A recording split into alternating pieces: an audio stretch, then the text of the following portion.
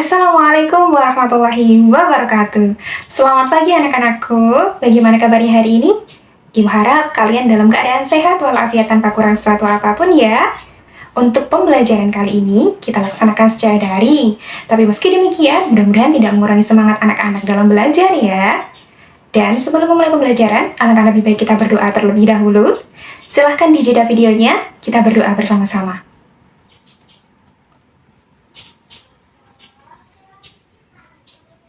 Berdoa selesai. Baik, selanjutnya untuk presensi kehadiran, silahkan isi di kolom komentar dengan cara mengetik nomor absen dan juga nama lengkap. Silahkan. Baik, Ibu harap semua sudah melakukan presensi kehadiran ya. Untuk selanjutnya, ada yang masih ingat kemarin kita membahas mengenai apa? Silahkan.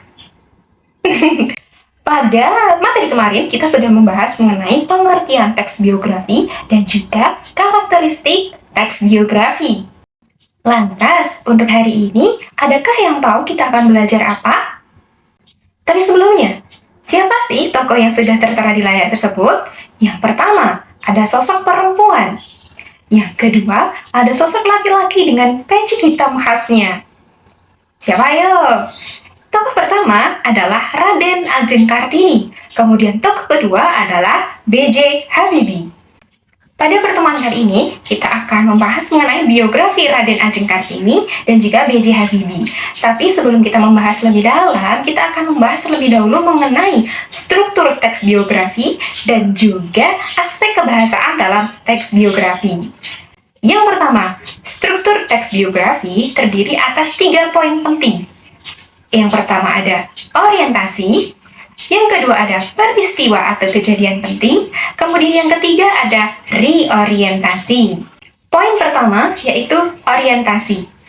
Orientasi merupakan pengenalan tokoh atau gambaran awal mengenai identitas tokoh atau sosok biografi. Orientasi umumnya berisi nama, tempat dan tanggal lahir, latar belakang keluarga, serta riwayat pendidikan sang tokoh. Berikutnya adalah peristiwa atau kejadian penting. Berisi berbagai kejadian atau peristiwa saat tokoh mengalami masalah, memecahkan masalah, proses karir, peristiwa menyenangkan, menegangkan, menyedihkan, atau mengesankan, hingga akhirnya mengantarkannya mencapai mimpi, cita-cita, dan kesuksesan. Kemudian poin berikutnya adalah reorientasi. Pada bagian ini berisi mengenai pandangan, ulasan, atau pemikiran penulis secara pribadi atas biografi tokoh yang dikisahkan. Reorientasi ini bersifat pilihan semata. Jadi, boleh ada dan boleh tidak. Berikutnya, kita membahas mengenai aspek kebahasaan dalam teks biografi. Aspek yang pertama, ada kata ganti orang atau kita sering menyebutnya dengan istilah pronomina. Teks biografi umumnya menggunakan kata ganti orang ketiga tunggal seperti ia atau beliau untuk merujuk pada tokoh yang sedang diceritakan. Kemudian aspek yang kedua adalah kata kerja tindakan atau bisa disebut juga dengan verba material. Kata kerja tindakan digunakan untuk menggambarkan aktivitas atau perbuatan yang dilakukan oleh sang tokoh. Contohnya, ada kata verba material melawan, mendidik, mengenyam, dan lain sebagainya. Aspek berikutnya adalah kata sifat, atau kita biasa mengenalnya dengan istilah adjektiva.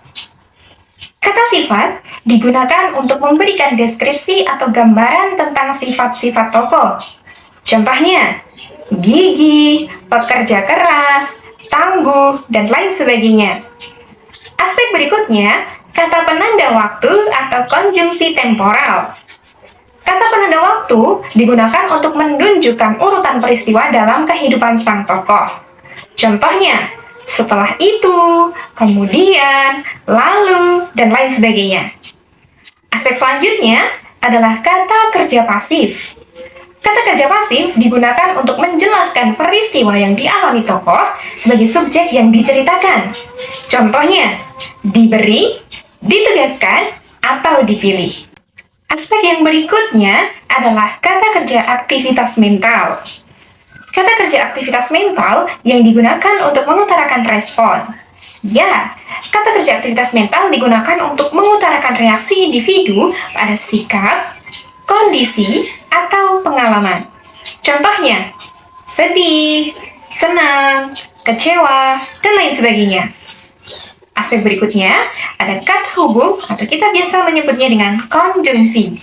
Di sini, kata hubung atau konjungsi dibagi menjadi dua macam, yaitu kata hubung antar kalimat dan kata hubung intra kalimat. Kata hubung antar kalimat adalah kata hubung yang menghubungkan dua kalimat yang berbeda, sedangkan kata hubung intra kalimat adalah kata hubung yang menghubungkan antar frasa atau antar kata.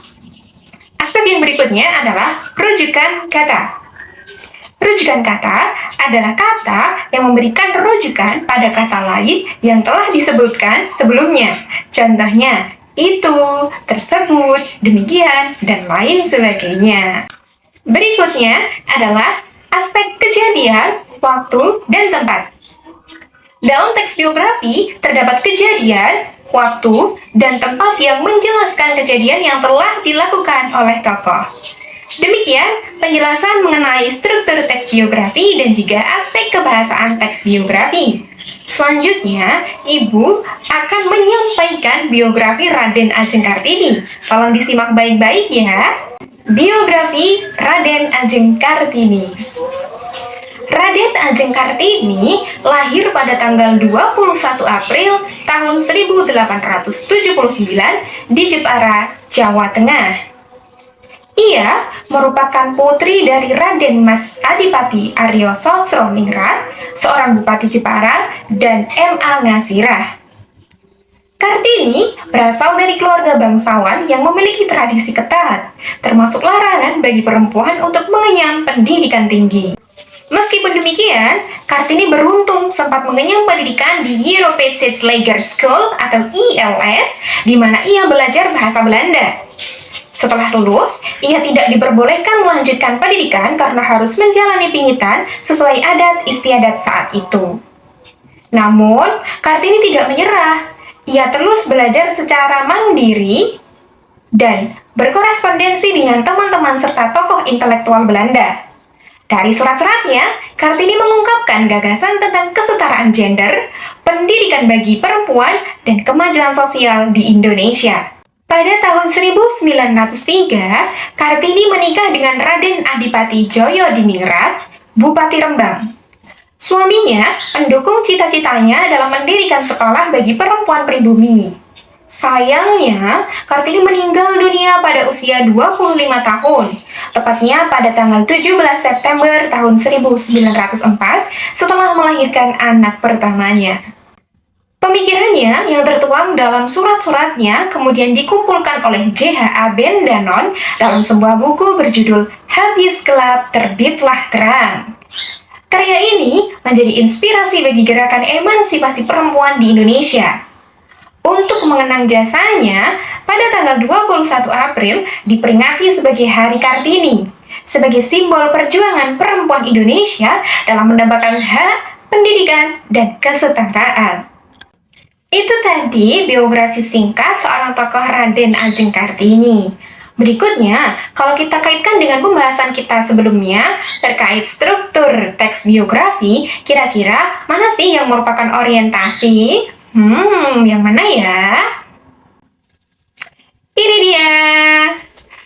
Kemudian, mana sih yang merupakan kejadian atau peristiwa penting dari biografi yang telah Ibu sampaikan? Mana ayo? Ini dia. Selanjutnya, mana sih yang merupakan bagian dari orientasi? Apakah ada? Silahkan jawab di kolom komentar. Berikutnya, Ibu sudah menyiapkan lembar kerja peserta didik di kolom deskripsi. Silahkan klik link yang sudah Ibu sajikan, kemudian anak-anak bisa mengerjakan di rumah ya. Pertemuan selanjutnya akan kita bahas. Sekian pembelajaran kita hari ini. Sedikit Ibu ulas, tadi kita sudah membahas mengenai struktur teks biografi, kemudian kita juga sudah membahas mengenai aspek kebahasaan teks biografi, dan Ibu juga sudah menyampaikan mengenai biografi singkat sosok Raden Ajeng Kartini. Tadi, struktur teks biografi terbagi menjadi 3, yaitu yang pertama ada orientasi, kemudian kejadian atau peristiwa penting, dan yang ketiga, reorientasi. Berikutnya, aspek kebahasaan. Kalau anak-anakku masih ingat, tadi kita juga sudah membahas mengenai aspek pronomina, kemudian juga ada adjektiva, verba material, dan lain sebagainya. Mudah-mudahan apa yang sudah Ibu sampaikan bisa anak-anak pahami dengan baik ya. Untuk itu, Ibu rasa cukup. Mari kita tutup pembelajaran pada hari ini dengan berdoa bersama-sama. Silahkan di jeda videonya, kita berdoa bersama-sama. Berdoa selesai. Terima kasih atas perhatiannya. Tetap semangat. Sampai jumpa di pertemuan berikutnya. Wassalamualaikum warahmatullahi wabarakatuh.